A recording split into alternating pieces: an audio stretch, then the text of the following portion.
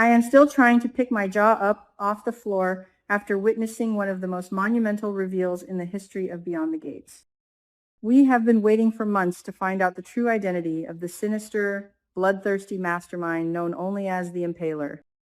We all had our theories, our murder boards, our wild speculations, but nothing, and I mean absolutely nothing, could have prepared us for the moment that Dark Hood was finally pulled back in the dimly lit basement of the casino.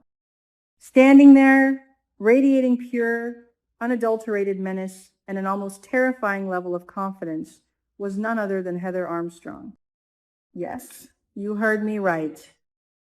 Joey Armstrong's very own flesh and blood sister is the ruthless kingpin who has been terrorizing the DMV area and running the devastatingly illegal red market plasma ring. The sheer shock on Joey's face mirrored the collective gasp of every single viewer watching at home. How do you even begin to process the fact that the monster you've been dreading is someone you share DNA with? Will Joey be able to handle the storm that his sister has just dragged into his supposedly controlled world? Let us take a moment to truly analyze the sheer, brilliant audacity of Heather's deception. For months, the entire criminal underworld, the police force, and even the most seasoned mobsters in Fairmont Crest operated under the absolute certainty that the Impaler was a man. The rumors painted a picture of a massive, terrifying male figure who ruled with an iron fist and left a trail of bodies in his wake. Heather did not just build a criminal empire. She built a psychological fortress constructed out of pure misogyny and societal assumptions. She weaponized the underworld's expectations against them, pulling the strings from the shadows while everyone chased a phantom male kingpin. Even Joey, a man who prides himself on knowing every single detail of the criminal chessboard, was completely and utterly fooled. Sitting across from her, sharing a drink in the aftermath of the reveal, Joey actually had to admit his own gullibility. He confessed to her face that he too had bought into the myth of the ruthless male boss. Can you imagine the absolute power trip Heather must be experiencing right now, knowing she outsmarted her own brother and every other criminal mastermind in the city? But the reunion between these two estranged siblings was far from a heartwarming family moment. The tension in that room was thick enough to cut with a machete. Joey, ever the pragmatist, immediately shifted into survival mode. He knows exactly how hot the streets of Fairmont Crest are right now. He looked his sister dead in the eye and delivered a desperate, urgent warning. She needs to pack her bags, disappear into the night, and leave the DMV area immediately. The police are not just casually investigating anymore. They are on a relentless, bloodthirsty hunt to uncover the identity of the Impaler. The walls are closing in, and Joey knows that if Heather stays, she is going to bring an apocalyptic level of heat down on both of their heads. He begged her to understand the gravity of the situation, to realize that this is not a game they can just pause when things get too dangerous. But did Heather look scared? Did she even flinch at the mention of the police breathing down her neck? Absolutely not. In fact, Heather's reaction is what makes her one of the most fascinating and terrifying villains we have ever seen on this show. Instead of showing fear, Heather practically lit up with excitement. She thrives on the danger. She is a pure adrenaline junkie who views the police hunt not as a threat to her life, but as a thrilling, high-stakes game of cat and mouse. The fact that the cops are desperately searching for her only fuels her massive ego. She loves the chase. She loves knowing that she is the smartest person in the room, the invisible ghost haunting the police department's every move. While Joey is sweating bullets over the potential fallout, Heather is savoring the chaos like a fine wine. It is deeply unsettling to watch her smile in the face of absolute peril. What kind of psychological damage makes a person crave the very thing that could destroy them? And more importantly, how many innocent people are going to get caught in the crossfire of Heather's twisted need for thrills? Despite his overwhelming anxiety about the police presence, Joey could not help but express a deep, almost reluctant sense of awe and admiration for what his sister has accomplished. He sat there, looking at the woman who shares his blood, and felt a profound respect for her sheer ruthlessness. She didn't just survive in a cutthroat, male-dominated underworld. She conquered it. She built an international empire that spanned continents, generating millions of dollars through the darkest, most illegal means imaginable. Joey, who runs his own relatively successful but much smaller scale operations, recognized the genius in her brutality. He admitted that he was genuinely impressed by her ability to command such loyalty and fear. For a fleeting, dangerous moment, you could see the gears turning in Joey's head. You could see him actually contemplating the terrifying possibility of joining forces with her. If the two of them combined their resources, their cunning, and their complete lack of moral boundaries, they could rule the entire eastern seaboard. Would Joey actually cross that line and become the co-emperor of a blood-soaked syndicate? Heather, sensing his admiration, immediately went in for the kill. She laid her cards on the table, revealing her grand, terrifying vision for the future. She candidly admitted that the plasma ring, the very operation that brought her to Fairmont Crest, is completely dead in the water. With Dr. Leah Whitmore exposed, the warehouse raided, and the police heavily scrutinizing every medical facility in the area, the red market is no longer a viable source of income. It is a burned bridge. But Heather's hunger for power and wealth is far from satisfied. She wants more. She explicitly told Joey that she has zero intentions of fleeing the DMV.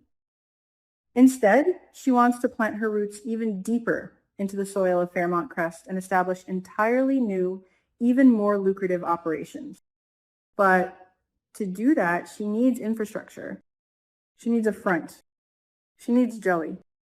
She pitched him the ultimate partnership, promising him wealth beyond his wildest dreams if he would just open the doors of his casino and his network to her international organization. Will Joey's greed ultimately outweigh his sense of self-preservation? The answer, at least for now, is a resounding and firm no. Joey Armstrong is a survivor above all else. He may be a criminal, he may run illegal gambling rings and associate with dangerous goons, but he operates by a very strict, very careful code. He likes his business to be safe, predictable, and manageable. He wants to fly just under the radar, making a comfortable fortune without drawing the wrath of the entire federal government down upon his casino. Partnering with Heather would mean throwing all of that safety out the window. It would mean inviting chaos, murder, and high-profile police investigations directly into his living room. Joey looked his sister in the eye and firmly declined her offer. He told her that he has absolutely no desire to get tangled up in the messy, loud, and incredibly dangerous entanglements that follow her wherever she goes. He wants to keep his hands clean, or at least as clean as a mob boss can keep them. But how long can Joey realistically hold his ground when the devil herself is sitting on his couch, refusing to take no for an answer? Heather's reaction to Joey's rejection was perhaps the most chilling part of their entire exchange. She didn't yell. She didn't threaten him. She simply accepted his answer with a cold, knowing smirk. She is entirely unfazed by his warnings about the police, and she is entirely undeterred by his refusal to help her. Her extreme arrogance is her defining characteristic. She truly believes that she is untouchable, a god among mere mortals who can outsmart any cop, any rival, and even her own brother. She told Joey, in a tone that sent shivers down my spine, that she fully intends to stay in touch. It wasn't a friendly sibling promise. It was a sinister vow. Heather is going to build her new empire in Fairmont Crest, with or without Joey's permission, and she is going to use his territory as her playground. The sheer hubris of this woman is staggering. But as any longtime soap fan knows, extreme arrogance is usually the exact thing that leads to a villain's spectacular downfall. Is Heather's massive ego blinding her to the very real threats closing in around her? Speaking of those threats, we desperately need to talk about Jacob Hawthorne. While Heather is sipping drinks and plotting her takeover, Jacob is out on the streets, burning with a rage and a grief so profound it is practically consuming him alive. Jacob is not just a cop doing his job anymore. This is deeply, agonizingly personal. He watched his best friend, Derek Baldwin, take a bullet that was meant for him. He is drowning in survivor's guilt, battling severe PTSD, and pushing away the woman he loves, Naomi, all because of his singular, obsessive mission to destroy the Impaler. Jacob has been studying the plasma ring case files until his eyes bleed. He has been building a psychological profile of the mastermind, and he has come to a very dangerous, very accurate conclusion. Jacob knows that whoever is running the syndicate is driven by an insatiable ego. He predicts that the Impaler's fatal flaw is their extreme arrogance.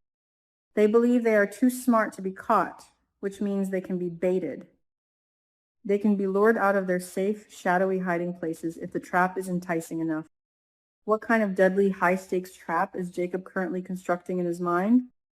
This sets the stage for what is undoubtedly going to be the most explosive, heart-stopping collision in the history of Beyond the Gates.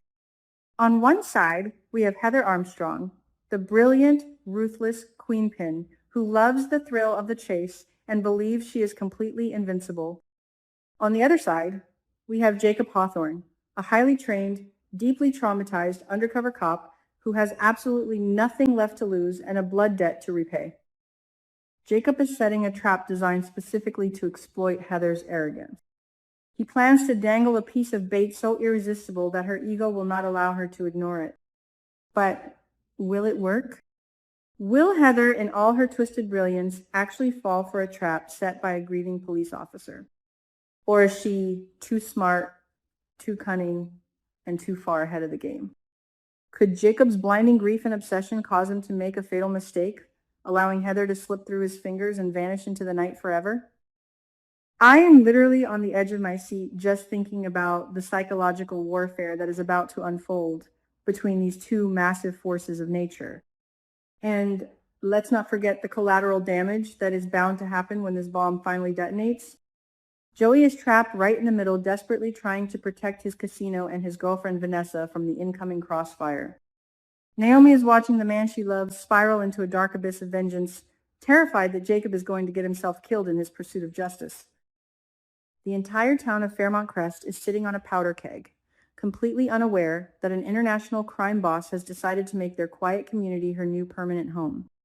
With a literal tornado forecasted to hit the town during Martin Richardson's massive political fundraiser, it feels like the universe itself is mirroring the absolute chaos that Heather Armstrong has brought with her. The impending storm is going to tear through the physical landscape of the town, but the emotional and criminal storm that Heather and Jacob are brewing is going to destroy lives, shatter families, and leave the Dupree and Hawthorne clans forever changed. Every single secret is bubbling right at the surface, ready to explode in a spectacular display of soap opera perfection. Will Joey eventually be forced to betray his own sister to save himself? Will Jacob cross the line from law enforcement to cold-blooded murder to avenge Derek? And will Heather Armstrong finally meet her match, or will she reign supreme over the ashes of Fairmont Crest? I cannot even begin to predict what is going to happen next, but I know for an absolute fact that the upcoming episodes are going to be a wild, chaotic, and utterly addictive ride. Stay tuned, because this drama is just getting started, and you will not want to miss a single heart-pounding second.